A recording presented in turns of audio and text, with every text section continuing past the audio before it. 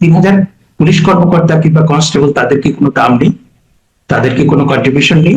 এবং আপনি এইটা যদি, এই পুলিশ হত্যাকাণ্ডের বিচার না হলে বাংলাদেশ কখনো দাঁড়াতে পারবে? একটা দেশ কখনো আইন শৃঙ্খলা রক্ষাকারী বাহিনী ছাড়া দাঁড়াতে পারে? এবং আইনজীবী কি পরিমাণ তাদের জ্ঞানের ভান্ডার, কি পরিমাণ তাদের জানার ভান্ডার, আর ওই ছাত্র নেতা যেগুলোর কোনো মানে কোনো চিহ্ন নাই, তারা নিশ্চিহ্ন হওয়ার পথে, তারা বলছে যে আত্মসমর্পণের কোনো সুযোগ নাই, আপিলের কোনো সুযোগ নাই, তাকে আসলেই মৃত্যুদণ্ডে মানে ফাঁসিতে ঝুলিয়ে দেওয়া হবে। আপনি জানেন যে এটা মানে বাংলাদেশের এখন যে জাতীয় পরিস্থিতি, আন্তর্জাতিক পরিস্থিতি, এটা 0% সম্ভাবনাও নাই। আওয়ামী লীগের মতো একটা সংগঠন যার কমপক্ষে 5 কোটি সমর্থক আছে, তার ভিতরে 50,000 যদি আপনার চলে আসে কিংবা 1 লাখ চলে আসে, আপনি তাদের কোথায় রাখবেন? আর যদি ওই পরিস্থিতিতে আপনার যারা শেখ হাসিনা, আওয়ামী লীগ, ভারত বিরোধী, তারা যদি রাস্তায় নেমে আসে, সেই রকম একটা বিস্ফোরণোন্মুখ পরিস্থিতিতে জরুরি অবস্থা জারি হতে পারে, মার্শাল ল আসতে পারে, নট আনলাইকলি। আজকে আমাদের সঙ্গে যুক্ত রয়েছেন আলোচনায় ঢাকা বিশ্ববিদ্যালয়ের আইন বিভাগের অধ্যাপক শেখ হাফিজুর রহমান কার্জন। অধ্যাপক কার্জন, প্রথমে আপনার কাছে যে জিনিসটা জানতে চাই সেটা হচ্ছে যে আজ 16 জুলাই 24 আন্দোলনে এই দিনটিতে আবু সাইদ নিহত হয়েছিলেন, তার হত্যাকাণ্ড সহ আরো অনেকের হত্যাকাণ্ডের বিচার হচ্ছে, অনেক কিছু ঘটে যাচ্ছে, আলোচনা সমালোচনা সেগুলো নিয়ে আছে।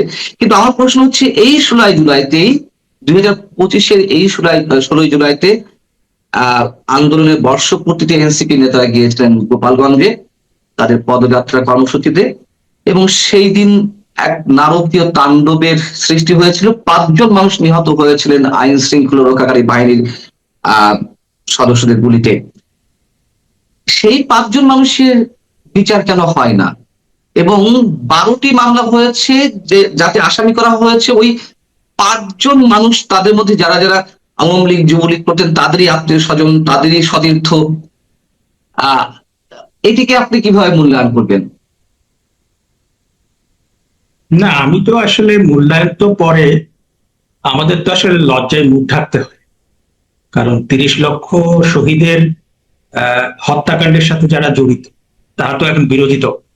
অনেক ক্ষেত্রে আমরা যেটা দেখি যে আমাদের রাজনীতি, প্রত্যেকটা দলের নিজস্ব রাজনীতি থাকে, কিন্তু মানুষের হত্যাকাণ্ড, মানুষের লাশ, কিংবা ধরেন কোনো একটা ট্র্যাজিক ঘটনা, সেইটা নিয়ে যেন দ্বিচারিতা না থাকে। এই কথা এই জন্য বলছি যে ইউনূস সাহেব এই বিডিআর হত্যাকাণ্ডের যে মানে তদন্ত নতুন করে করালেন, অথচ 3,000 পুলিশ কর্মকর্তা যে হত্যাকাণ্ডের শিকার হলো জুলাই আগস্ট ওই সময়টাতে, ওই ব্যাপারে কোনো তদন্ত কমিশন হলো না, ওই ব্যাপারে কোনো মামলা হলো না, ওই ব্যাপারে কোনো বিচার হলো না। এর চেয়ে বড় দ্বিচারিতা আর কি হতে পারে? এবং আপনি আইন শৃঙ্খলা পরিস্থিতি, সেই যে পুলিশ কাজ করতে পারছেন, আইন শৃঙ্খলা পরিস্থিতি আপনার পুলিশ কাজ না করার জন্য, সেনাবাহিনী ম্যাজিস্ট্রেসি ক্ষমতা নিয়ে যে আপনার মাঠে ছিল, কিন্তু তারা কিন্তু খুব একটা সক্রিয় তাদেরকে দেখা যায়নি, এবং সেই সুযোগে আমরা দেখলাম মবের রাজত্ব কায়েম হয়েছে, এবং যেটা এখনো চলছে। সুতরাং এরকম একটা পরিস্থিতিতে আপনি দ্বিচারিতা দেখেন যে 50 জন সেনা কর্মকর্তা খুবই মানে বাংলাদেশের জন্য অনেক বড় একটা লস, অনেক বড় একটা ক্ষতি। কারণ একজন সামরিক কর্মকর্তা, তাকে একজন সামরিক কর্মকর্তা হয়ে উঠতে মানে যে একটা মেধাবী ছেলে, তার পরিমাণ যে পরিমাণ ইনপুট দিতে হয়, ইনভেস্ট করতে হয়, মানে একটা অনেক বড় ক্ষতি। আবার একই সাথে 3,000 পুলিশ কর্মকর্তা কিংবা কনস্টেবল, তাদের কি কোনো দাম নেই? তাদের কি কোনো কন্ট্রিবিউশন নেই? এবং আপনি এইটা যদি, এই পুলিশ হত্যাকাণ্ডের বিচার না হলে বাংলাদেশ কখনো দাঁড়াতে পারবে? একটা দেশ কখনো আইন শৃঙ্খলা রক্ষাকারী বাহিনী ছাড়া দাঁড়াতে পারে? তো এই যে দ্বিচারিতা, আপনি আবু সাইদ হত্যাকাণ্ডের শিকার হয়েছেন, আমি তার আত্মার মাগফিরাত কামনা করি। এবং আমরা নিজেরাও কিন্তু জুলাই আন্দোলন, আবু সাইদের হত্যাকাণ্ড, এটা নিন্দা করেছি এবং এটা বিচার, সুষ্ঠু বিচার চেয়েছি। কিন্তু এখন আমরা যেটা দেখছি যে একদিকে আবু সাইদের যে আপনার পোস্টমর্টেম রিপোর্ট 6 বার করা হয়েছে, এবং তিনি তিনি তিনি কার গুলিতে মারা গিয়েছেন, তারপর তার গুলি কোথায় গিয়ে আঘাত করেছিল, সেই গুলির আঘাতে তিনি মারা গিয়েছেন, নাকি তিনি, তাকে টিয়ার গ্যাস সেল কয়েকবার, মানে টিয়ার গ্যাস কয়েকবার তার নাকের ভিতর দিয়ে ফুসফুসে গিয়েছিল, তারপরে তিনি আরো নানা রকম ইনজুরির সম্মুখীন হয়েছিলেন, তিনি নিজেও পুলিশের প্রতি মারমুখী ছিলেন। হ্যাঁ, সবকিছু মিলে, এবং বঙ্গবন্ধু কন্যা তখন প্রাইম মিনিস্টার থাকা অবস্থায় কিন্তু ওই পুলিশদের গ্রেপ্তার করার ব্যবস্থা করেছিলেন, সেটার ব্যাপারে তদন্ত কমিশন করেছে। আমার কথাটা হচ্ছে যে 1969-এর গণ অভ্যুত্থানে আসাদ হত্যাকাণ্ডের শিকার, তারপরে আমরা 90-এর গণ আন্দোলনে দেখলাম মিলন হত্যাকাণ্ডের শিকার। তো সেই সমস্ত নিয়ে তো কোনো বিতর্ক নাই। কিন্তু আবু সাইদের এটা নিয়ে বিতর্ক কেন, এবং সেটা বলা হচ্ছে জামাত শিবির এই আবু সাইদকে তারা নিজেরা হত্যা করছে এবং স্নাইপার রাইফেল দিয়ে হত্যা করেছে। কিছুদিন আগে আপনার চ্যানেলে কিংবা অন্য কোন চ্যানেলে নিলুফার চৌধুরী, বিএনপি দলীয় সাংসদ, তিনি বলেছেন যে বিএনপির মিছিল যাচ্ছে, সেই মিছিলের ভিতরে হেঁটে যাচ্ছে লোকজন, হুট করে একটা গুলি, মানে একজন পড়ে গেলেন, মানে তিনি কিভাবে পড়ে গেলেন, কেন পড়ে গেলেন, হার্ট অ্যাটাক করলো নাকি স্ট্রোক করলো নাকি গুলি লাগলো, সে গুলিতে কোনো শব্দ নেই, এবং সেইটাতে তিনি হত্যাকাণ্ডের শিকার হলেন। তাহলে পরে এই যে জুলাই, যে ষড়যন্ত্রের জুলাই, যে মেটিকুলাস ডিজাইনের জুলাই, যে আপনার শিক্ষার্থীদের ঢাল বানিয়ে আপনার মুক্তিযুদ্ধের বাংলাদেশটাকে নাই করে দেবার যে জুলাই, তো সেইটাতে সেখানে তো আমার মানে আমরা একসময় সমর্থন করেছি, কিন্তু now we feel we are cheated. এটা তো লক্ষ লক্ষ কোটি কোটি মানুষ তারা বলছে উই আর চিটেড, এই মুক্তিযুদ্ধ বিরোধী শক্তি আমাদের চিট করেছে। আবার একই সাথে আমরা দেখছি যে আউটসাইড ওখানে একটা হত্যাকাণ্ডের শিকার হলেন ওই একই দিনে 1 বছর পর, মানে গোপালগঞ্জে যে ভয়াবহ পরিস্থিতি হলো, এবং সেখানে আপনি বলেছেন আইন শৃঙ্খলা রক্ষাকারী বাহিনী, কিন্তু সম্ভবত সামরিক বাহিনী, হ্যাঁ, তাদের তাদের তাদের নিষ্পেষণ ও তাদের গুলিতে যে হত্যাকাণ্ড হলো, এবং সেটার ব্যাপারে কোনো আপনার আহ উদ্যোগ নেই, কোনো তদন্ত নেই, বিচার নেই। এবং হয় কি, একটা সরকার ক্ষমতায় আসার পরে মানে মানুষ তো তাকে, যদি ফ্রি অ্যান্ড ফেয়ার ইলেকশন হয়, তাকে আপনার মানুষ সমর্থন দিয়ে ক্ষমতায় নিয়ে আসে, কিন্তু যখন সে দেখে যে আইন শৃঙ্খলা পরিস্থিতি ভালো না, যখন সে দেখে দুর্নীতি হচ্ছে, যখন সে দেখে দ্বিচারিতা, যে আপনি আউটসাইডের এটা নিয়ে অনেক বেশি আপনার আহ মাতামাতি হচ্ছে, হ্যাঁ, আউটসাইড যদি বীর হয়ে থাকে অবশ্যই আমরা সেটাকে সম্মান দেবো, কিন্তু এখন আমরাও মানে যখন আবু সাইদের মৃত্যুর পরে আমরাও বলেছি যে খুব বীরত্বপূর্ণ মৃত্যু, কিন্তু এখন যে মানে প্যান্ডোরার বক্স উন্মোচিত হচ্ছে, তাতে তো আর আমি ওই ওই অবস্থা, ওই শ্রদ্ধা তো রাখতে পারছি না। হ্যাঁ, এবং এই যে আপনার একটা মানুষ আপনার যখন দেখে যে একটা সরকার আমরা ভোট দিয়ে বানালাম, দুর্নীতি হচ্ছে তো হচ্ছেই, আইন শৃঙ্খলা পরিস্থিতি ঠিক নেই, দ্রব্যমূল্য পরিস্থিতি ঠিক নেই, তারপরে তারা যদি এরকম দ্বিচারিতা দেখতে থাকে যে আপনার 5 জন মানুষ গোপালগঞ্জে হত্যাকাণ্ড হলো, তাদের কোনো খবর নেই, কিছুদিন আগে 7 মার্ডার, আপনি আপনার খেয়াল থাকবে যে নারায়ণগঞ্জে যে 7 মার্ডার হয়েছিল তাতে পুরো বাংলাদেশ কেঁপে গিয়েছিল। নারায়ণগঞ্জের 7 মার্ডারে তখনকার আওয়ামী লীগ সরকারকে কিন্তু ভীষণ বেগ পেতে হয়েছে, এবং সেটার যে তদন্ত, সেটার বিচার, তারপর সেটা একজন পালিয়ে গিয়েছিল নূর হোসেন ভারতে, তাকে প্রত্যর্পণ করা, তারপরে ফাইনালি তার শাস্তি দেওয়া, এটা নিয়ে কিন্তু আমরা বছরের পর বছর অনেক কিন্তু ক্ষোভ তৈরি হয়েছে মানুষের ভিতরে। এবং এই যে 7 মার্ডার, এই পরিস্থিতির কারণে হয়তো বা মানে সেটাকে ধামাচাপা দেয়া বলুন, কিন্তু এটা তো ধামাচাপা দেওয়া যাবে না ভাই। আপনি এই যে আপনার, আপনি যদি কোন সেভেন মার্ডারের কথা বলছেন? সাম্প্রতিক সময়ে কোন 7 মার্ডারের কথা বলছেন? তুরাগ নদী? তুরাগ নদীতে ওটা 7 মার্ডার না, ওটা 3 জন নিহত হয়েছে ওঠায়। 3 জন, কিন্তু আপনার বলা হচ্ছে তো 7 জন মারা গেছে, 3 জনের লাশ পাওয়া গেছে, কিন্তু আসলে এটা একদম লুকানো হয়েছে, এবং 3 জনের মার্ডারও যদি হয় তাহলে সেটা একটা বড় ঘটনা না। আপনি 7 মার্ডার বা 3 মার্ডার, সেটা কি বড় ঘটনা না? যে আপনি একটা রাজনৈতিক দলের তারা মিছিল করতে এসে সেখানে তাদেরকে আপনি ধাওয়া দিলেন, তারা নদীর ঘাটে চলে গেল, সেখানে আপনি তাদেরকে হত্যা করলেন, হত্যা করে লাশ ভাসিয়ে দিলেন, এটা কি বাংলাদেশের বড় ঘটনা না? তারপরে এই ধরনের ঘটনাই তো, একটা হত্যাকাণ্ড কিংবা একটা মানে অ্যাবনর্মাল হত্যাকাণ্ডই কিন্তু একটা সরকারের মানে মসনদ কাঁপিয়ে দিতে পারে। হ্যাঁ, আমরা কিন্তু সেটা বারবার দেখেছি। সুতরাং কোনো হত্যাকাণ্ড আপনি সেটা যে মানে বিএনপির হোক, আওয়ামী লীগের হোক, কিংবা মানে আপনার বামপন্থীদের হোক, কিংবা ধর্মপন্থী দলের হোক, আপনি বলছেন দ্বিচারিতা হচ্ছে, দেখছি আইনের ক্ষেত্রে, শাসনের ক্ষেত্রে, বিচারের ক্ষেত্রে। আমরা আশা করি না। আমরা আশা না করলে হবে কি? ঘটছে তো। আপনি যে কটি বিষয় এর মধ্যে উল্লেখ করলেন তার প্রত্যেকটি তো দ্বিচারিতা, তাই না? বিডিআর হত্যাকাণ্ড বলেন, এই যে গোপালগঞ্জে 16 জুলাই যে 5 জন মানুষ নিহত হলো, সেটির সঙ্গে আবু সাইদের বিষয়টি দ্বিচারিতা। এই যে আপনি 7 মার্ডার্স এর কথা বললেন নারায়ণগঞ্জে, সেটির সাথে তুরাগে যে 3 জন নিহত হলেন, আপনি কোন হত্যাকাণ্ডই মেনে নিতে পারছেন না, তো দ্বিচারিতা তো দেখছি। তাহলে এই রাষ্ট্র কোন দিকে যাবে? তাহলে 2001 থেকে 2006 যে আপনার 10টা অস্ত্র মামলা, তারপরে আপনার 21 আগস্ট গ্রেনেড হামলা মামলা, তা আপনি তো সেই সময় তো কিছু হয়নি, পরবর্তীতে তার রিপারকেশন দেখেননি। কিংবা আওয়ামী লীগের সময় কোনো কোনো ঘটনা, আওয়ামী লীগের সময় কোনো কোনো ঘটনা কিংবা বিভ্রান্তি কিংবা ভুল, আমি বলি কি আপনার সময়টা তো আমি আহ, আমি একটা বিখ্যাত বইটার শিরোনাম হচ্ছে reconstruction of religious thought in Islam. হ্যাঁ, বিখ্যাত আল্লামা ইকবালের লেখা বই। এখন বাংলাদেশে মুশকিলটা হয়েছে, আমি আল্লামা ইকবালের রেফারেন্স যদি দেই তাহলে আমাকে বলে দেবে যে উনি সাম্প্রদায়িক কিংবা উনি জামাত শিবিরের এজেন্ট। আবার আমি যদি রবীন্দ্রনাথ ঠাকুরের কথা বলি তাহলে বলবে উনি পশ্চিমবাংলার এজেন্ট। মানে ভারতের এখানে যে মুক্ত চিন্তা বলে কিছু না। হ্যাঁ, তো ওখানে আমি একটা অদ্ভুত, মানে বেশ কয়েকটা অদ্ভুত হাদিস দেখেছি, রেফার করেছে।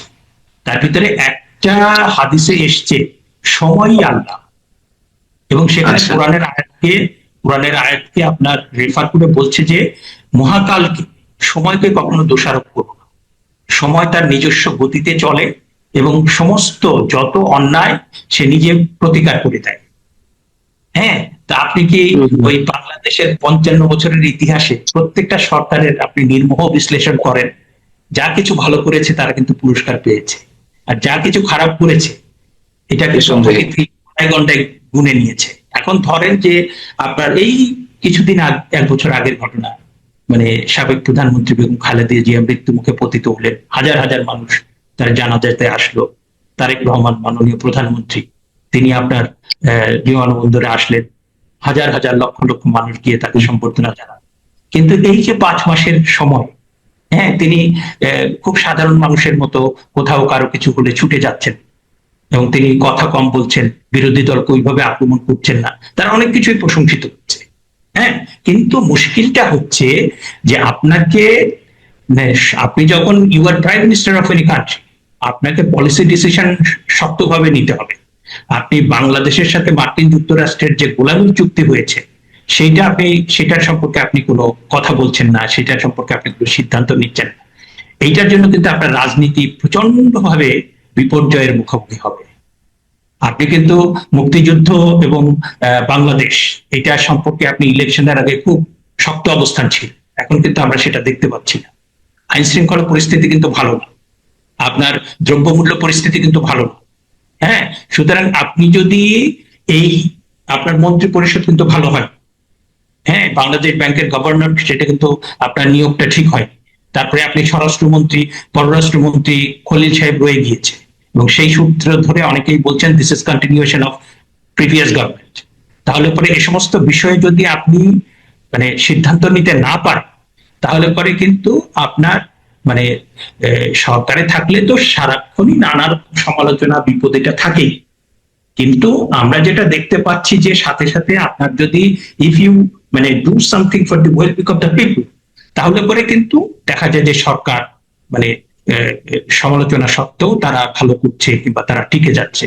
কিন্তু এখানে কিন্তু নানা রকম সমস্যা তৈরি হচ্ছে, এবং সম্প্রতি আমরা যেটা দেখলাম যে আপনার একটা পরীক্ষা নেয়াকে কেন্দ্র করে, হ্যাঁ, সম্মানিত আপনার শিক্ষামন্ত্রী তার পদত্যাগ যেভাবে দাবি করা হচ্ছে, সেটা কিন্তু ভালো ইঙ্গিত দিচ্ছে না একটা সরকারের 5 মাসের মাথায়।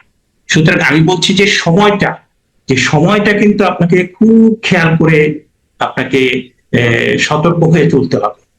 একটা আরেকটা সময় বিষয় একটু আপনি আজকে আজকে আপনি হিরো, আপনাকে হাজার হাজার লক্ষ লক্ষ মানুষ আপনাকে মাথায় করে নৃত্য করছে, কিন্তু আপনি 3 মাস পরে, 6 মাস পরে, 1 বছর পরে, 2 বছর পরে আপনার কর্মকাণ্ডের জন্য এমনও হতে পারে শিকল বেঁধে আপনাকে রাস্তা দিয়ে নিয়ে যাওয়া হচ্ছে। হ্যাঁ, তো এরকম এরকম এরকম পরিস্থিতি আমরা দেখি কিন্তু। দেখেছি তো, নিকট অতীতেই তো দেখেছি। আর এক্সাম্পল না দিই, আমি আরেকটা বিষয় আপনাকে জানতে চাইছি। আহ, সাম্প্রতিক সময়ে শেখ হাসিনার ফিরে আসার বিষয়ে নানান ধরনের কথাবার্তা হচ্ছে, এবং প্রথম যেদিন তিনি এনডিটিভিতে গত সম্ভবত 28শে জুন কথা বললেন তিনি ফিরে আসবেন, পরবর্তীতে রয়টার্সের সাথে কথা বলেন, প্রায় 15-20 দিন পর এসে সরকার ফরমালি কথা বললো। সরকারের পক্ষ থেকে সালাউদ্দিন সাহেব স্বরাষ্ট্রমন্ত্রী কথা বললেন, আইনমন্ত্রী কথা বললেন সংসদে, যে হ্যাঁ তিনি ফিরে আসতে পারেন, কিন্তু বিচারের মুখোমুখি হতে হবে, অ্যারেস্ট হতে হবে। এগুলো নিয়ে নানান ধরনের আলোচনা হচ্ছে। আপনার ফোরকাস্ট কিন্তু একটু জানতে চাই, বা আপনার সমীকরণটা আসলে শেখ হাসিনা যদি ফিরে আসেন তখন বাংলাদেশের চিত্র কি হতে পারে? আমি যেটা মনে করি 2018 সালের পর, 2018 সালের পরে এবং বিশেষ করে 5ই আগস্টের পরে, মানে আমার মূল্যায়ন হচ্ছে যে বঙ্গবন্ধু কন্যা Sheikh Hasina, she has taken the very correct decision, very mature decision. এবং এত কিছু হয়ে গেল, ইউনূস সাহেব, তারপরে অনেক কিছু আমরা দেখলাম, স্টিল বঙ্গবন্ধু কন্যা, she is the most important political figure in Bangladesh and South Asia. হ্যাঁ, কারণ আমার কাছে যেটা মনে হয় যে আপনি দেখেন যে যেভাবে বঙ্গবন্ধু কন্যা ফিরে আসার কথা বলার পরে প্রতিক্রিয়া হচ্ছে জাতীয় এবং আন্তর্জাতিক ভাবে, তাতে কি এটা সন্দেহ করার কোনো অবকাশ থাকে যে তিনি বাংলাদেশ এবং এই দক্ষিণ এশিয়ার মানে অত্যন্ত গুরুত্বপূর্ণ একজন রাজনৈতিক ব্যক্তিত্ব, কোন দেশকে মানে অন্যায্য সুবিধা দিতে চান না। এখন তো এটা প্রমাণিত। এই ইউনূসের মতো ওই যে ব্রোকার, ইউনূসের মতো ব্রোকার, দালাল, এরা তো সব মানে এমনিতেই ভেসে যাবে। এখন প্রথম পসিবিলিটি হচ্ছে যে যদি তাকে, তিনি ট্রাভেল পাস চেয়েছেন, সেটা যদি দেয়া না হয় তাহলে পরে তিনি চার্টার্ড একটা প্লেনে করে আসবেন। এখন প্রথম পসিবিলিটি, তিনি আসলেন, আসার পরে তাকে আপনার আদালতে নিয়ে যাওয়া হলো, যাওয়ার পরে তিনি আত্মসমর্পণ করলেন, তারপরে তাকে জেলে পাঠানো হলো এবং তাকে ফাঁসিতে ঝুলিয়ে দেওয়া হলো। হ্যাঁ, যেটা বলা হচ্ছে যে তার আপিলের সুযোগ নাই। আমাদের এখানে একজন আইনজীবী, কি পরিমাণ তাদের জ্ঞানের ভান্ডার, কি পরিমাণ তাদের জানার ভান্ডার, আর ওই ছাত্র নেতা যেগুলোর কোনো মানে কোনো চিহ্ন নাই, তারা নিশ্চিহ্ন হওয়ার পথে, তারা বলছে যে আত্মসমর্পণের কোনো সুযোগ নাই, আপিলের কোনো সুযোগ নাই, তাকে আসলেই মৃত্যুদণ্ডে মানে ফাঁসিতে ঝুলিয়ে দেওয়া হবে। আপনি জানেন যে এটা মানে বাংলাদেশের এখন যে জাতীয় পরিস্থিতি, আন্তর্জাতিক পরিস্থিতি, এটার 0% সম্ভাবনাও নাই। হ্যাঁ, সুতরাং যেটা হবে যে উনি আসার পরে তিনি আদালতে আত্মসমর্পণ করবেন এবং তাকে, তিনি যেহেতু 1 মাসের ভিতরে আপিল করতে পারেননি, এটা আপনার আপিলের যে ইয়েটা, যে কন্ডোনেশন যেটাকে বলি আমরা, আপনার কন্ডোন করা কিংবা মার্জনা করা, যে সময় মতো আপিল করতে না পারলে কিংবা সময় মতো যে কাজটা আইনে বলা আছে সেটা করতে না পারলে উচ্চ আদালতে যদি আপনি আবেদন করেন তাহলে তারা মার্জনা করতে পারে, কিংবা যে আদালত ইয়ে করেছে সেই আদালতই মার্জনা করতে পারে। এবং আমরা দেখেছি ইউনূস সাহেবের সময় আইসিটিতে মৃত্যুদণ্ডপ্রাপ্ত মাওলানা আবুল কালাম আজাদ, তিনি এসেছিলেন, আসার পরে এই ট্রাইব্যুনাল বলেছে যে আপনার তিনি হাঁটাচলা করতে পারেন না, 3 জন তাকে ধরে ট্রাইব্যুনালে নিয়ে এসছে, তাকে বলেছে যে আপনার জেলে যেতে হবে না, আপনি বাসায় গিয়ে আরাম করেন, আরাম করে আপনি থাকুন। একই সময় ওই 80 বছর বয়সের তৌফিক এলাই চৌধুরী, আসাদুজ্জামান নূর, শাহরিয়ার কবির, হাবিবুল আউয়াল, বরকত স্যার মুক্তি পেয়েছেন। হ্যাঁ, এই 80 বছরের ব্যক্তিদের মিথ্যা মামলায় আপনার কারাগারে যে প্রচন্ড মানে কষ্টের ভিতরে তারা আছে। একটা হচ্ছে এইটা, তারপরে আপিল রিভিউ করবে, সেটা আমরা দেখবো। দ্বিতীয় পসিবিলিটি আমার কাছে যেটা মনে হয় যে তিনি যেটা বলেছেন যে তিনি বলেছেন যে আমি শুধুমাত্র আত্মসমর্পণ করব না, আমার সাথে বিভিন্ন দেশে যে সমস্ত আওয়ামী লীগের নেতা কর্মী আছেন তারাও আসবেন, এবং দেশ থেকেও আপনি দেখবেন যে হাজার হাজার, আপনি কেউ কেউ লাখ লাখ বলছে, সেটা আমার কাছে মনে হয় যে না, সেটা বাড়াবাড়ি হবে। তবে হ্যাঁ, হাজার হাজার হাজার হাজার আওয়ামী লীগের নেতা কর্মী তারা তার সাথে আত্মসমর্পণ করবে। তা আত্মসমর্পণ করার পরে খুব মানে নাজুক একটা পরিস্থিতি হবে। এবং আপনি, একটা হচ্ছে যে আদালতের বিষয়, আর একটা হচ্ছে জেলের বিষয়। আপনি আমাদের জেলের আমাদের জেল আছে বোধহয় 69 থেকে মানে কোন কোন জায়গায় আইন সংস্কার 76 থেকে 80,000, 76 থেকে 80,000। তা আপনি যদি 50,000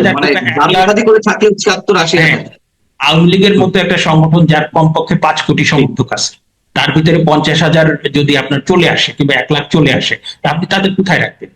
আর যদি ওই পরিস্থিতিতে আপনার যারা শেখ হাসিনা, আওয়ামী লীগ, ভারত বিরোধী, তারা যদি রাস্তায় নেমে আসে, সেই রকম একটা বিস্ফোরণোন্মুখ পরিস্থিতিতে জরুরি অবস্থা জারি হতে পারে, মার্শাল ল আসতে পারে, নট আনলাইকলি।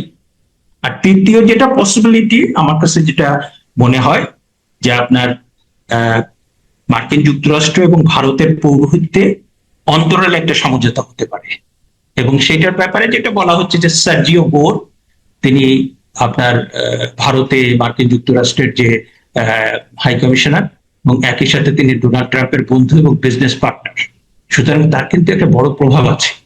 তিনি কিন্তু সম্প্রতি আপনার বাংলাদেশের যে হাই কমিশনার দীনেশ ত্রিবেদী, যে আপনার এখানে অ্যাপয়েন্ট করা হয়েছে মন্ত্রীর পদমর্যাদায়, একজন রাজনৈতিক, তিনি আসার পরে কিন্তু তিনি মানে এটা আনপ্রেসিডেন্টেড, তিনি তাকে আপনার কনগ্রেচুলেট করেছেন এবং বলেছেন যে আমরা একসাথে কাজ করতে চাই। আমরা জানি যে ভারতের সাথে মার্কিন যুক্তরাষ্ট্রের নানা টানাপোড়েন চলছে, হ্যাঁ, আপনার রাশিয়ার সাথে তেল কেনা নিয়ে, তারপরে নানা বিষয়তে। আবার এটাও ঠিক যে ইন্দো প্যাসিফিক এবং এই রিজিয়নে মানে মার্কিন যুক্তরাষ্ট্র তো আর চায়নার সাথে কাজ করবে না, কিংবা তারা তো কম্পিটিটর, কিংবা তারা শত্রু। শত্রু মানে মানে প্রতিপক্ষ। এবং সেটা তো মানে চায়না যেহেতু উদীয়মান, তাদের উপরে যে ট্যারিফ আরোপ করলো, যাই হোক। তো এইখানে কিন্তু আপনার এই বিষয়গুলো কিন্তু আপনাকে মাথায় রাখতে হবে। এবং মার্কিন যুক্তরাষ্ট্র তারা কিন্তু 5ই আগস্টের পরে খুব নিবিড়ভাবে পর্যবেক্ষণ করছে। আমরা দেখতে পাচ্ছি যে তারা ইউনুস সরকারকে পৃষ্ঠপোষকতা দিয়েছে, তারা উগ্রবাদী শক্তিকে পৃষ্ঠপোষকতা দিচ্ছে, কিন্তু তারা কিন্তু এইটাও মানতে হবে যে বিভিন্ন দেশে তারা উগ্রবাদী শক্তিকে পৃষ্ঠপোষকতা দেওয়ার পরে আবার তাদেরকেই নিশ্চিহ্ন করে দিয়েছে। কারণ আপনি ইজিপ্টের ঘটনা দেখেন, এবং অনেকেই আশঙ্কা করছে ইজিপ্টের মতো একটা ঘটনা ঘটে যেতে পারে, হ্যাঁ, কিংবা বাংলাদেশের পরিস্থিতি সেরকম নাও হতে পারে। কারণ বাংলাদেশের যদি আপনার যে পরিস্থিতি চলছে, আমরা মনে করেছিলাম নতুন সরকার আসার পরে আমরা অনেক কিছুতেই দেখবো যে নতুন কিছু হচ্ছে, দ্রব্যমূল্য পরিস্থিতি ভালো হচ্ছে, আইন শৃঙ্খলা পরিস্থিতি ভালো হচ্ছে, গণতন্ত্র মানবাধিকার পরিস্থিতি ভালো হচ্ছে। সেটা না উঠলে মানুষের মধ্যেও কিন্তু ক্ষোভ আছে। সুতরাং আপনি কিন্তু পরিস্থিতিকে কোনোভাবেই মানে আপনি কিন্তু মানে এই যে এরকম একটা সংকটময় পরিস্থিতি, সেটা কিন্তু মার্কিন যুক্তরাষ্ট্র খেয়াল করছে। তারা কিন্তু ফাইনালি উগ্রবাদী শক্তিদের কাছ থেকে নিজেদের উইথড্র করতে পারে। এবং ভারতের সাথে তাদের বন্ধুত্ব কিন্তু দীর্ঘদিনের, এবং সেটা কিন্তু স্ট্র্যাটেজিক। সুতরাং আপনি কিন্তু বিষয়টা এরকম না যে বঙ্গবন্ধু কন্যা দেশে আসলেই আবার নির্বাচন হয়ে যাবে, আবার আপনার মানে ক্ষমতায় চলে আসবে। বিষয়টা এরকম না যে তিনি আসলেন, আসার পরে তার ব্যাপারে মানে তাকে একটা কারাগারে, বিশেষ কারাগারে রাখা হলো, তার অ্যাপিল, তার রিভিউ, এই প্রক্রিয়াটা চলতে থাকলো। আওয়ামী লীগের উপর নিষেধাজ্ঞা উঠে গেল। দেশের ভিতরে একটা যে ভ্যাকুয়াম তৈরি হয়েছে, আওয়ামী লীগের রাজনীতির মানে নিষেধাজ্ঞার সুবাদে যে ভ্যাকুয়ামটা তৈরি হয়েছে, এবং মুক্তিযুদ্ধ, বঙ্গবন্ধু, তারপরে এই সমস্ত কথাবার্তা বললে আপনি হেনস্থার শিকার হচ্ছেন, সেই জায়গাটা হয়তো একটা ভারসাম্য তৈরি হবে। সুতরাং সেইটা কিন্তু আমি যথেষ্ট সম্ভাবনা, কারণ এইখানে কিন্তু চীনের ইনভেস্টমেন্ট আছে, এখানে মার্কিন যুক্তরাষ্ট্রের ইনভেস্টমেন্ট আছে। সবচেয়ে বড় জিনিস আপনি মনে রাখবেন যে ভারত, মিয়ানমার এবং বাংলাদেশ এই দুটোই কিন্তু তার সিকিউরিটির জন্য, তার নিজস্ব মানে যে নিরাপত্তা, সেটার জন্য খুবই গুরুত্বপূর্ণ। কারণ পাকিস্তানের কাছ থেকে কিন্তু সে একটা মানে হুমকির মধ্যে থাকে। এই জায়গাতে the technical position is that Sheikh Hasina came here as Prime Minister. She has not submitted her resignation. She has come here as Prime Minister on the request of Indian Army Chief, and because Sheikh Hasina is considered to be a friend of India, Government of India gave her shelter. তারপরে আপনার দেশে বিচার প্রক্রিয়া হয়েছে, সেখানে তার বিরুদ্ধে মৃত্যুদণ্ড দেওয়া হয়েছে তাকে একটা ট্রাইব্যুনাল। এইখানে ভাই প্রত্যর্পণ চুক্তিটা যদি আপনি কেয়ারফুলি পড়েন, সেখানে দেখবেন যে হোস্ট গভর্নমেন্টের এটা ডিসক্রিপশন, যে হোস্ট গভর্নমেন্ট যদি মনে করে যে কেউ এখান থেকে গেলে মারা যেতে পারে, ডেথ পেনাল্টি আছে তার উপরে, এবং তার বিচার প্রক্রিয়া সঠিকভাবে হয় নাই এরকম কোনো আশঙ্কা যদি থাকে, তাহলে the host country is not bound to repatriate or extradite. হ্যাঁ, মানে ইন্ডিয়া এই ক্ষেত্রে ইন্ডিয়া বাধ্য না ওনাকে ফেরত পাঠাতে যদি ইন্ডিয়ার এই ব্যাপারে কোনো আশঙ্কা থাকে। আপনারা সবাই জানেন যে আমাদের একজন সম্মানিত অতিথি থাকেন, যার সাথে আমরা সমসাময়িক বিষয় নিয়ে আলোচনা করি, এবং দেশ বিদেশের ব্যক্তিরা, বিশিষ্ট বিশ্লেষকরা আমাদের এখানে যোগ দেন। আজকে তেমনই একজন আমাদের এখানে প্রথমবারের মতো আমাদের অতিথি হিসাবে আমাদের আমন্ত্রণ গ্রহণ করেছেন। দুই বাংলার পরিচিত সাংবাদিক, খুবই তুখোর সাংবাদিক, সিনিয়র সাংবাদিক, এবং ভারতের স্বনামধন্য বিভিন্ন পত্রিকা, ভারত এবং বাংলাদেশ দুই জায়গারই স্বনামধন্য পত্র পত্রিকায় যিনি কাজ করেছেন, এখনো করছেন, সেই সুবীর ভৌমিক। দাদা নমস্কার, আপনাকে আমাদের দর্শকদের পক্ষ থেকে নমস্কার এবং আদাব জানিয়ে শুরু করছি আজকের এই অনুষ্ঠান। আমি আলোচনাটা শুরু করতে চাই, বাংলাদেশে এক সপ্তাহের বেশি হয়ে গেল এখন শেখ হাসিনা, আওয়ামী লীগ সভাপতি, সাবেক প্রধানমন্ত্রী, তার একটা বক্তৃতা ধরে তোলকালাম অবস্থা। তিনি রয়টার্সকে বলেছেন যে তিনি ডিসেম্বরে বাংলাদেশে ফিরে আসবেন। এখন এই বক্তৃতার পরে বাংলাদেশে নানান প্রতিক্রিয়া আছে। বাংলাদেশের মন্ত্রীরা গতকাল পর্যন্ত কথা বলেছেন, বড় বড় মন্ত্রীরা কথা বলেছেন। আমি আপনার কাছে জানতে চাই যে এই আসার পেছনে তো অনেকগুলো জটিল বিষয় জড়িত। অনেক স্টেক হোল্ডাররা জড়িত, নিশ্চয়ই ইন্ডিয়া সরকারের ব্যাপার আছে, আমেরিকান গভর্নমেন্টের বিষয় আছে, প্লাস তার ভিসা, তার আসার প্রক্রিয়া, এগুলো সবগুলোই জটিলতা সাপেক্ষ। এত জটিলতা সামলে তার পক্ষে কি আসলে ডিসেম্বরে আসা সম্ভব হচ্ছে কিনা, আপনার কি মনে হয়? সুবীর ভৌমিক, আপনার কাছে জানতে চাই। হ্যাঁ, আদাব ভাই, শোনেন, আমি যেটা বলবো এখানে দুইটা কথা। শেখ হাসিনা একটা কথা কিন্তু খুব জোর দিয়ে বলে, এবং এটা কিন্তু হক কথা, এটা উনি বানায় বলতেছেন না। উনি যেটা বলেন যে আমি আমার দেশে ফিরবো, এটা ইন্ডিয়া টিন্ডিয়ার কোনো ব্যাপার নেই, ইন্ডিয়া কি ভাবে, আমেরিকা কি ভাবে, it is none of my business. উনি কিন্তু এই কথাটা জোর দিয়ে বলছে। ইনফ্যাক্ট আমাদের এক ছোট বোন, ও কাশ্মীরি মেয়ে, ও ওনাকে রিসেন্টলি এনডিটিভিতে ইন্টারভিউ করছিল, নেহা। তো নেহাকেও উনি বলছেন, উনি লিখিত উত্তরও দিয়েছেন, এমনিও বলছেন যে हम हमारा देश में वापस जाके तो हमारा बात है, ये इंडिया अमेरिका रशिया चाइना का कुछ नहीं है, हम हमारा देश से आया था एक पर्टिकुलर कॉन्टेक्स्ट में, না একটা বিষয়, এখন আমি আমার দেশে বেরো, it is my choice, it's my call, it's my decision. এটাতে ইন্ডিয়ার কোনো বলা টলার ব্যাপার নেই।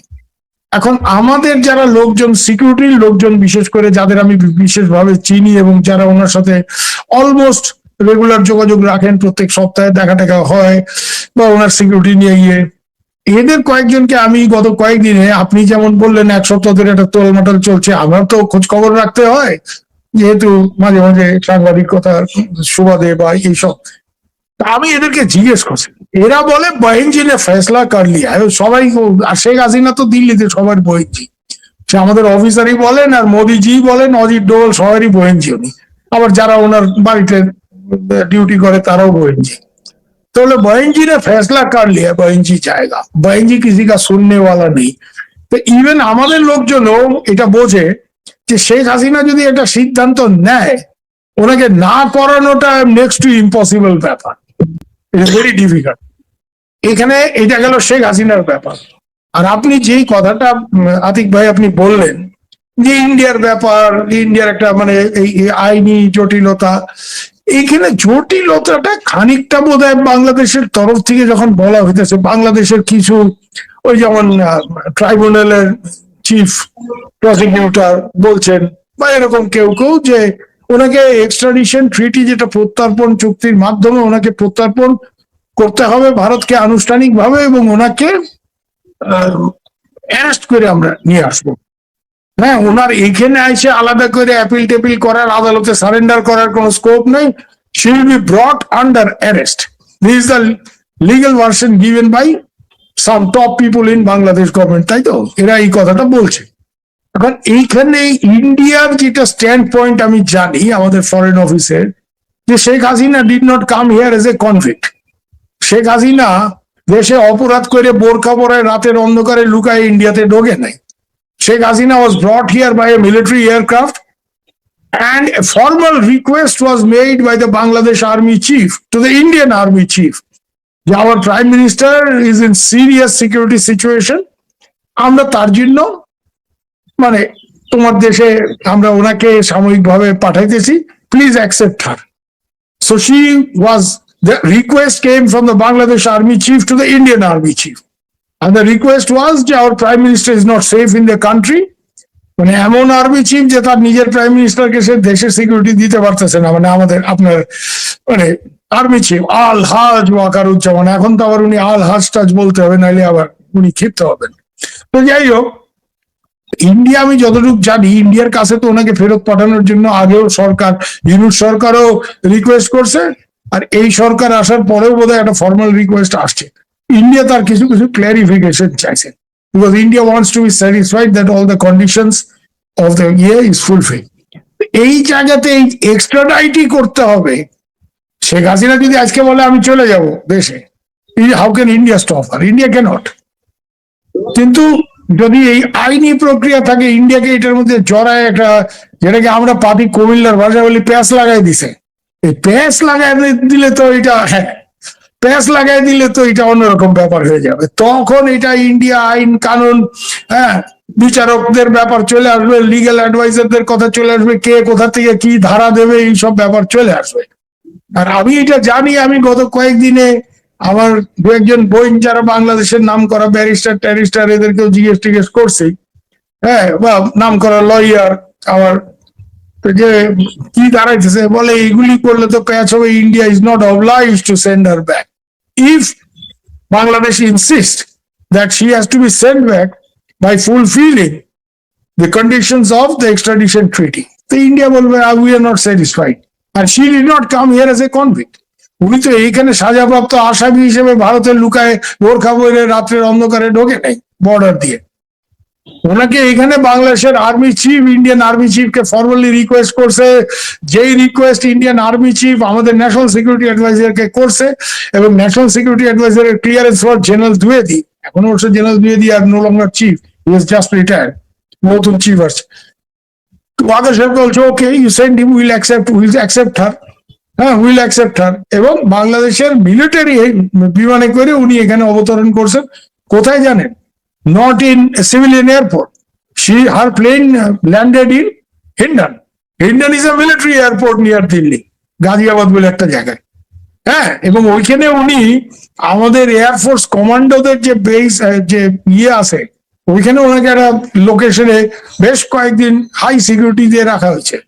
কেন আমাদের অনেকেরই একটা ধারণা, মানে আমাদের সিকিউরিটি সেট আপে, যে she may be killed by some Pakistan trained মানে জেহাদিস, बिकॉज पाकिस्तान एक अनफिनिश्ड एजेंडा शेख मुजीब गद्दार था, उसका खानदान को खत्म कर दो, যেটা 75 সম্ভব হয়নি, সে আনফিনিশড এজেন্ডা এখন ফুলফিল করবে। তো এইসব নানা ফ্যাক্টর চলে আসে এখন এখানে, যে মানে as far as Sheikh Hasina is concerned, she is determined to go back. আমাদের যারা লোকজন এখানে আছে তাদেরকে আমি জিজ্ঞেস করলাম, তারা হলো বাহিনী রোজ 4-5 গ্রুপ কে সাথ মে মিটিং কর রা হ্যায়। আমি এরকম 2-3 জন আওয়ামী লীগ নেতার সাথে, নেতা নেত্রীর সাথে কথা বলছি, যারা এই গত 3-4 দিনে শেখ হাসিনার সাথে বৈঠক করছে। তারা সবাই বলতেছে, এবং শুধু এই নেতা নেত্রী না, অন্য যারা অনেক অফিসার টফিসার এখানে আছে, যে রেডি হও, টিম নিয়ে রেডি হও, দেশে ফেরো, সবাই দেশে ফিরবে। অলরেডি আমাদের ছোট ভাই নফেল তো বলেই দিছে, অন রেকর্ড সে বলছে, যে মন্ত্রী ছিল এডুকেশন মিনিস্টার, হ্যাঁ, মহিবুল হাসান চৌধুরী নফেল, যে আমিও নেত্রীর সাথে দেশে ফিরবো। সেদিন দেখলাম একটা রিলে হাসান মাহমুদও বলছে, হ্যাঁ নেত্রী গেলে আমরাও দেশে ফিরবো, আমরাও ঝুঁকি নিয়ে দেশে ফিরবো। আর প্রশ্নটা হচ্ছে এখানে, ভাই নেত্রী কিভাবে দেশে ফিরবে? নেত্রীকে একটা বিমানে করে সব নেতা টেতাদের নিয়ে একসাথে ভ্রমণ করে গিয়ে ঢাকা বিমানবন্দরে নামবে না, কি উনি এইখান দিয়ে এই যে বেনাপোল পেট্রাপোল এই সেক্টর দিয়ে স্থলপথে ঢুকবেন? সেগুলি বলা খুব মুশকিল। আর কিন্তু একটা ব্যাপার ঠিক, এবং এটা আমাদের লোকজনও বলতেছে, যে ভাইজি মানে উনি একটা কিছু সিদ্ধান্ত নিলে ওনাকে সেটা ঘোরানো ভেরি ডিফিকাল্ট, এবং এখন উনি ডিটারমিন্ড টু গো, এবং উনি যাবেন, এবং উনি রোজই কয়েক দফা করে মিটিং করতেছেন, দেশেও মিটিং করতেছেন, এই টেলিগ্রাম গ্রুপ অমুক তমুক, আর এইখানে যারা আছে ওনার নেতৃস্থানীয় সবার সাথে মিটিং করতেছে, এবং উনি তো আদেশ দেন। ওনার সাথে তো বিতর্ক করার মতো অবস্থায় অন্তত এই নেতা নেত্রী যাদের আমি দেখি এখানে, তারা কেউ নাই। তারা ওই জি আপা জি নেত্রী এই মোডে থাকে। এদের সবাইকে বলেছে টিম নিয়ে রেডি হও, দেশে ফেরন লাগবে, যা হয় হবে, আল্লাহ ভরসা। তো এখন উনিও আল্লাহ ভরসা মোডে আছেন, ওনার লোকজনও নেত্রী বলছে কি করবে, এরকম একটা অবস্থা। তো এখানে সরি ভাই, শেষ করেন, আপনি শেষ করেন, আমি বলছি না এইটাই বলার, যে এখানে এখন যদি অন্যরকম কোন প্যাঁচ লাগায় ভারত সরকারকে জড়ানো, যে এক্সট্রাডিশন ট্রিটি কন্ডিশন দিয়েই আসতে হবে, তখন ইন্ডিয়ান গভর্নমেন্ট বলতে পারে ওনাকে, যে বাহিনী ইস তরহ সে তো হাম আপকো নেই ভেজেগা, এইভাবে তো আমরা পাঠাইতে পারি না, this has some other connotation, এটার অন্য লিগেল কনোটেশন আছে। তো এই জন্য যেটা আমি মনে করি, যে এই আইনগত ভেজালটা কিন্তু বাংলাদেশের তরফ থেকে শুরু হয়েছে, মানে যে এইভাবেই ওনাকে পাঠাইতে হবে। এতদিন বলতো ভারত ফেরত পাঠায় না, এখন বলছে না পাঠাই দিলে এইভাবে এত কন্ডিশনালিটিস দিলে India government also will come back with conditionality. আর আরেকটা ব্যাপার হচ্ছে কি জানেন, আমাদের দুই দেশের ব্যুরোক্র্যাটরাই এই একটা মানে চুক্তি থাকা সত্ত্বেও একটা চুক্তি কিভাবে, মানে আমি যদি অ্যাভয়েড করতে চাই কি করে অ্যাভয়েড করতে, এইটা তো ব্যুরোক্র্যাটরা এই ব্যাপারে ওস্তাদ, যে কি করে আইনটাকে পাশ কাটে একটা অন্যরকম ভেজাল লাগানো যায়। এইগুলি তো বাংলাদেশ বলেন, আমার ইন্ডিয়াতে বলেন, এগুলি ব্রিটিশ ট্রেডিশন, ব্যুরোক্রেটিক ট্রেডিশন। এইটাতে তো সবাই চ্যাম্পিয়ন। তো এইখানে আলটিমেটলি কি দাঁড়াবে বলা খুব মুশকিল, আই ক্যানট প্রেডিক্ট। কিন্তু she is determine to go, এইটুকু আমি আপনাকে বলতে পারি। এটা আমি একাধিক জায়গা থেকে শুনছি, আওয়ামী লীগের নেতা কর্মীদের, হ্যাঁ, যারা কয়েকদিনের মধ্যে গিয়ে মিটিং টিটিং করে আসছে এবং জি আপা জি নেত্রী করে আসছে, এই তোমরা টিম নিয়ে রেডি হও, আমি যাবই। আমাদের লোকজনও বলতেছে যে ভাই জি তো ডিটারমিন জায়গা ही बोल दिया जाने के लिए तैयार है। আমরা বরং মানে আমাদের লোকজন বরং একটু চিন্তিত, সিকিউরিটি নানা রকম ইস্যু আছে, বাট শি ইজ ডিটারমিন। এবং উনি মোটামুটি আমি যতটুকু শেখ হাসিনার বুঝি, উনি একটা আল্লাহ ভরসা মোড়ে আছেন। আল্লাহ রাখলে ওই আমাদের ভাষায় আমাদের ইয়েতে হিন্দুরা বলে না যে রাখে কেষ্ট মারে কে, তো মানে উপরওয়ালা যদি রাখে তো আর কে কি করতে পারে। উনিও ওই আল্লাহ ভরসা মোড়ে আছেন বলে আমার ধারণা। আমি ধরো জানতে চাচ্ছি যে শেখ হাসিনা তার নেতা কর্মীদেরকে বলছে যে তোমরা রেডি হও, কিন্তু নেতা কর্মী যারা ওখানে আছে তাদের মনোভাব কি দেখতে পাচ্ছেন আপনি? না, তারা তো ওনার সামনে বড় নেতা যাকেই বলেন আপনি, আপনি এমন কোন নেতাকে দেখাইতে পারেন যে ওনার সাথে আর্গুমেন্ট করবে? ওনার সাথে আমরা আর্গুমেন্ট করতে পারি, হ্যাঁ, আমাদের কোনো টেক নাই, আমরা অনেক সময় মানে তর্কাতর্কি। কিন্তু আওয়ামী লীগে এমন কোন নেতা আছে যে ওনার মুখের উপরে দাঁড়া বললো না আপা আপনি এটা ভুল করতেছেন বা আপনি এটা ঠিক করতেছেন নাকি, এটা এই আছে? এরা তো সব জি আপা জি নেত্রী, হ্যাঁ, জো হুকুম, ওই টাইপের একটা মোডে আছে। তো ওনার সামনে সবাই বলে আসছে আমরাও যাব, এবং কয়েকজন তো পাবলিকলি মানে সোশ্যাল মিডিয়াতে বা পাবলিক ডোমেইনে বলে দিছে। নফেল বলছে, আমি দেখলাম হাসান মাহমুদ সাহেবেরও একটা ইন্টারভিউ দেখলাম, কার সাথে জানি, উনিও বলছেন যে নেত্রী গেলে আমরাও যাব। তো যে যেখানে আছে সেখান থেকে যাবে, এরকম একটা।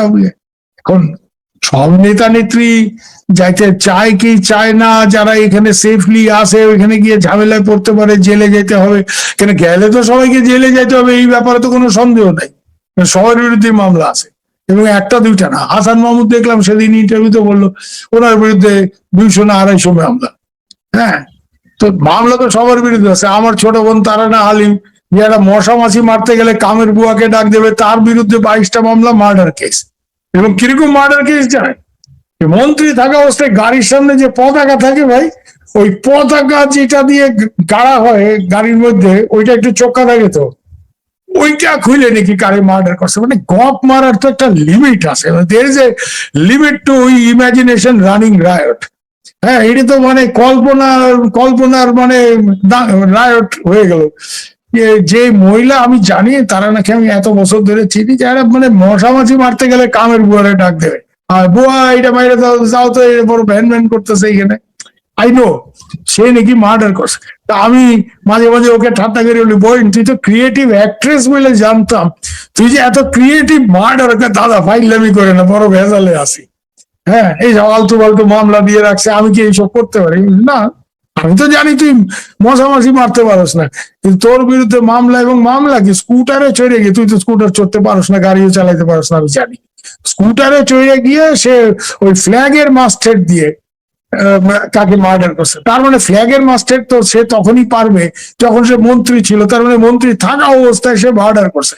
সে মন্ত্রী থাকা অবস্থায় মার্ডার করছে, এতদিনের বাংলাদেশের পত্র পত্রিকা কেউ কোনো একটা লাইন লেখে নাই, এখন হঠাৎ করে মামলা। আর আপনি গিয়ে খোঁজ নিয়ে দেখেন, যার নাম দিয়ে মামলা করেছে সে নিজেই হয়তো জানে না, সে তো নিজে চেনেই না, চিনলো বড় জোর, হ্যাঁ ওই আপারেতে একটু সিনেমা টিনেমাতে দেখছি, এর বেশি না, তার নামে মামলা দেওয়া হয়েছে। তো বাংলাদেশের জুডিশিয়াল সিস্টেম ইজ ইন শ্যাম্বলস। এটা কোনো মানে আইন ভাঙাটাই যেখানে আইন, where lawlessness is the law, এই জায়গাতে, এবং এই জায়গাতে ইউনূস সাহেব বাংলাদেশকে এনে দাঁড় করেছে। He is the single man who is responsible for this. Nobel laureate অন্যতম, কিন্তু his enduring contribution to Bangladesh, he has turned Bangladesh into a lawless vendetta republic, একটা প্রতিহিংসার রাষ্ট্র, একটা মানে আইন নাই, আইন কানুন বলে কিছু নাই, এরকম একটা জায়গায় পরিণত করছে। এরকম তো ছিল না অবস্থা। তো এই জায়গাতে দাঁড়ায় শেখ হাসিনার লোক যারা ঢুকবে, অ্যাট দ্য ভেরি লিস্ট তারা সবাই জেলে যাবে। তো জেলে গেলে তারা মানে কি স্ট্র্যাটেজি, তারপরে পার্টির এটাকে গণ আন্দোলন করার কি, মানে আমি ঠিক মানে এন্ড গেমটা আমাদের কারো কাছে ক্লিয়ার না এখনো। কিন্তু উনি যাবেন, উনি ওনার দিক থেকে ডিটারমিন। আর যারা নেতাদের বলা হয়েছে তারা না গিয়ে এখন কি করবে, তারা তাদের যদি যাইতে বলে, উনি যদি আদেশ করেন, হ্যাঁ, তো তারা এখন না গিয়ে কি করবে বলে? তাদের তো এইখানে ওনাকে চ্যালেঞ্জ করা বা ওনাকে অপোজ করার মতো অন্তত এখানে যেসব নেতারা ইন্ডিয়াতে আসে বা বিদেশে আসেন, এরকম তো কেউ আসে বলে আমি তো দেখি না যে ওনার মুখের উপর বলে না পা এখন যাওয়াটা ঠিক হবে না আপনি। আচ্ছা দাদা, আমি শেখ হাসিনা বলছে যে ঠিক আছে ভারত আমি যাব আমার দেশে, ভারতের কি কথা, এটা মানে প্র্যাকটিক্যাল যেটা সেটা আপনি জানেন যে তার সরকারের পতন, শেখ হাসিনা সরকারের পতনের পেছনে আমেরিকার একটা গুরুত্বপূর্ণ ভূমিকা ছিল, এবং এখনো বাংলাদেশের ভেতরে ডিপ স্টেটের নিয়ন্ত্রণেই অনেক কিছুই তারা পরিচালনা করে। সেই ক্ষেত্রে চায়না আছে, আবার ওইদিকে চায়না আমেরিকা, এই সব দিকটা ট্যাকেল দেওয়ার বিষয় আসবে না? মানে এগুলোকে একেবারে আপনি যে সরি আতিক ভাই, আপনি যেটা বলছেন I am also aware of this, যে আমেরিকান ডিপ স্টেটের এটা রেজিম চেঞ্জ অপারেশন ছিল। আমি কিন্তু এই জিনিসটা এপ্রিল মাসে 2024 ওয়ার্ন করছিলাম after meeting some senior American people, very senior ওই সময়, এখন রিটায়ার হয়ে গেছে, এবং তারা কিন্তু পরিষ্কারই বলছিল যে YONO you can't keep this lady in power any longer, মানে almost A challenge to India যে তোমরা চেষ্টা করে একে রাখতে পারবে না, 2 or 3 months will bring her down। আমি মার্চ মাসের এই ঘটনা আমি জানি। এরপরে আমি অনেক লোককে বলছি যে আমার তো মনে হয় আমেরিকান ডিপ স্টেট, আপনি কথাটা সঠিক বলছেন, আমেরিকান ডিপ স্টেটের অপারেশন। এখন তারেক সাহেব তো আমেরিকাকেও খুশি রাখতেছেন, হ্যাঁ, মানে তারেক সাহেব খুশি রাখতে চান কিনা আমি জানি না, কিন্তু তারেক সাহেব খানিকটা বেকায়দায় পড়ে গেছেন। কেন? ইউনূস সাহেব এমন এক চুক্তি করে গেছে যে আমেরিকা থেকে এই কিনতে হবে ওই কিনতে হবে, আর ট্রাম্প বিং দ্য প্রেসিডেন্ট, ওর তো একমাত্র আছে you have to make America, পৃথিবীর সব লোকেরই একটা কাজ আমেরিকাকে আর ওনাকে ব্যক্তিগতভাবে রিচ করতে হবে, you have to make them rich, তো ওনার থেকে জিনিস কিনতে হবে। তো একটা মেজরিটি মুসলিম কান্ট্রি, তার যে লিস্ট অফ আইটেমস আমেরিকা থেকে ইম্পোর্ট করতে হবে, তার মধ্যে ব্যাপক সব পর্ক আইটেম আমি দেখলাম ওই শিডিউলের মধ্যে। এইসব জিনিস ইউনূস সাহেব সই করে গেছেন। হ্যাঁ, এখন ইউনূস এই ব্যাপারে ইউনূস সাহেবকে হুজুররা কিছু বলে টলে না। হ্যাঁ, এখন এদের ধর্মভ্রষ্ট হয় না কেউ। হ্যাঁ, এদের সাথে ইউনূসের তো ভালোই বোঝাপড়া। এদিকে আবার চীন, এখন পাকিস্তান যেই খেলাটা খেলে ভাই, তারেক রহমান এই খেলাটা কি সাফল্যের সঙ্গে খেলতে পারবে? পাকিস্তান আপনি দেখবেন চীনকেও ফিট রাখে, আমেরিকাকেও ফিট রাখে। হ্যাঁ, ওই জেনারেল আসিম মনির ট্রাম্পেরও খুব মানে ফ্রেন্ড, খুব মানে একেবারে গুড ফ্রেন্ড, তাকে দেখলেই ট্রাম্প খুশি হয়ে যায়, I love like this field marshal, love ঝাপ দেয়। কেন? সে তাকে বলছে বালুচিস্তান থেকে সব রেয়ার আর্থ ক্রিটিক্যাল মিনারেলস এইসব নিয়ে তাকে পৌঁছায় দেবে পাকিস্তান, যদিও বালুচিস্তানে যেরকম বিদ্রোহ হচ্ছে পাকিস্তানের নিজেরই কোনো কন্ট্রোল নাই। যাই হোক, ট্রাম্প এগুলিকে লম্ব জম্প দিতেছে। আবার চীনে গিয়ে তারেক সাহেব এতগুলি চুক্তি টুক্তি করলেন, চীন তো হাওয়াতে কথা বলে না, চীন ডেফিনেট ইনভেস্টমেন্ট প্রপোজাল দিছে, তার মধ্যে most of the projects are in port areas, Mongla, Anwara যেটা চট্টগ্রামের কাছে, তারপরে পায়রাতেও দুই একটা প্রজেক্ট, এবং কত $1 মিলিয়ন কোথাকার কোন কোম্পানি সবই ডিটেলস আছে। এখন তারেক সাহেব যেই খেলাটা পাকিস্তানিরা খেলে, যে চীন আর আমেরিকাকে একসাথে খুশি রাখা, সেটা তারেক সাহেব কতটা সাফল্যের সঙ্গে খেলতে পারবেন সেটা আমি জানি না, কিন্তু মানে চীনকেও একসাথে খুশি রাখা, চীনেরও এখানে ব্যবসা বাণিজ্য করতে দেওয়া, আর আমেরিকাকেও ডিপ স্টেটকেও খুশি রাখা, it itself is a major challenge, it's a huge political challenge. তার মধ্যে আবার একেবারে ইন্ডিয়াকে ওভারলুক করতে পারা তারেক সাহেবের পক্ষে ডিফিকাল্ট, নানা কারণে ডিফিকাল্ট। হ্যাঁ, আপনারা খোঁজ নিয়ে দেখেন যে জিয়া হত্যার ওই যে আসামি সে যে ধরা পড়ছে, সে কোথা থেকে ধরা পড়ছে আপনারা বুঝে যাবেন, আমাকে কিছু বলতে হবে না। তো নানাও কারণে তারেক সাহেব এখন সাম রাখবে না কুল রাখবে, যে কথা আছে না একটা, তো কোন দিক রাখবে, এই সমস্যায় আছেন। এখন এই জায়গাতে শেখ হাসিনা এগুলি গুরুত্ব দেন না, কারণ শেখ হাসিনা নিজে বহুবার বলছেন আমেরিকাকে আমি যদি সেন্ট মার্টিন দিতে রাজি হইতাম আমি ক্ষমতায় থাকতে পারতাম, কথাটা বোধহয় বল না। কিন্তু শেখ হাসিনা ঢুকলে ওনার সাথে কি হবে, বাংলাদেশ গভর্নমেন্ট ওনাকে কি করবে, এখানে আমেরিকানদের কোনো অন্য ব্যাপার আছে কিনা। কিন্তু একটা জিনিস আমি জানি যে আমেরিকাতে সাথে ইন্ডিয়া আমেরিকা স্ট্র্যাটেজিক পার্টনারশিপ একটা আছে, থাকলেও ইন্ডিয়া আমেরিকাকে ভারতবর্ষের ভূখণ্ড ব্যবহার করে বার্মিজ সিভিল ওয়ার এই গেরিলা গোষ্ঠীগুলিকে সাহায্য দেওয়ার রাস্তা বন্ধ করে রাখছে। এর জন্য আমেরিকানদের বাংলাদেশকে দরকার, এর জন্য আমেরিকানদের রাখাইন করিডোর দরকার, যে রাখাইন করিডোরের জন্য ওরা ইউনুস সাহেব এবং খলিল সাহেব যারা ওনাদের খাস লোক তাদেরকে চাপ দিছে। ওয়াকার সাহেব একসময় ব্লাডি করিডোর বলে গালিগালাজ করলেও এখন ওয়াকার সাহেব মোটামুটি আমেরিকানদের লাইনই আছে, আমেরিকানদের লাইনের বাইরে নাই। ফলে এই জায়গাতে ইন্ডিয়া যেখানে বার্মিজ সিভিল ওয়ারে আমেরিকানদের ইন্টারভেন করার জন্য আমাদের ভূখণ্ড ব্যবহার করতে দেয় না, এবং ওদের একজন মার্সেনারি ওখানে গিয়ে ট্রেনিং করে ফিরে আসার সময় তাকে অ্যারেস্ট করছে, Matthew Van Dyke, still in jail, এবং তাকে ছাড়ার কোনো প্ল্যান ইন্ডিয়ার নাই, উইল বি ট্রাইড। এই কারণে আমেরিকানরা আমাদের উপর না খুশি, এবং এই জন্যই তাদের কাছে বাংলাদেশের এত গুরুত্ব, যে বাংলাদেশকে ব্যবহার করে বার্মিজ সিভিল ওয়ারে গেরিলা গোষ্ঠীগুলিকে ব্যাক করবে, করে চায়নার যে Myanmar corridor, China Myanmar corridor যেটা দিয়ে চায়না বঙ্গোপসাগরে ঢোকার প্ল্যান করে ওইটাকে বানচাল করবে। This is the plan. এইটা করলে নিশ্চয়ই চাইনিজরা খুশি হবে না। এখন এই রাখাইন করিডোর দেবে, এর জন্য চাইনিজরা পাল্টা প্রপোজাল দিছে। আপনি দেখেন না তারেক সাহেব যখন গেল, যে মায়ানমার চায়না ইকোনমিক করিডোরটাকে বাংলাদেশের ভিতরে এক্সটেন্ড করার প্রপোজাল দিছে। এইটা তো directly contradicting the American Rakhine corridor proposal, যেটাকে ব্যবহার করে ওরা এখানে অস্ত্র দেওয়ার প্ল্যান করছে বিভিন্ন গেরিলা গ্রুপকে। কারণ মায়ানমারের যে সরকার এটা পুরোপুরি চীনের একদম পেটোয়া সরকার, এটাকে ফেলতে চায় ট্রাম্পরা। এই জায়গাতে এই বার্মার এই ব্যাপারটা, এই কমপ্লিকেশন, এত সব জিনিস তারেক সাহেব এগুলি কি করে হ্যান্ডেল করবেন, এগুলি চিন্তার অনেক ব্যাপার আছে।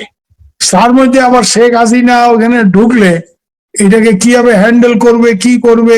তো এই জায়গাতে একটা জিনিস আমি আপনাকে বলতে পারি যে ইন্ডিয়ানদের একটা প্রবল চাপ আছে আমেরিকার উপর for restoration of democracy in Bangladesh, যাতে আওয়ামী লীগের উপর থেকে ব্যানটা তুলে এখানে একটা প্রপার মানে একটা ডেমোক্রেটিক একটা ব্যাপার ফিরিয়ে আনা যায়।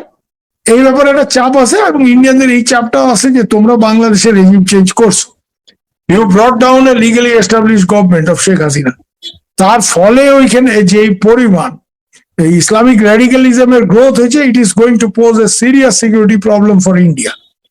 এর জন্য একটা আমেরিকার উপর প্রেশার যে এই জিনিসগুলি কন্ট্রোল করা। তো অনেকগুলি মানে কাউন্টার অ্যাক্টিভ, রিঅ্যাক্টিভ না, counter active, one playing against another, এরকম একটা ফ্যাক্টর এখানে কাজ করতেছে। এর জন্য এখানে এন্ড গেমটা প্রেডিক্ট করা খুব ডিফিকাল্ট, কিন্তু ব্যাপারটা যে আরো কমপ্লিকেটেড হবে, অত্যন্ত জটিল হয়ে উঠবে, এই ব্যাপারে আমার অন্তত কোনো সন্দেহ নেই।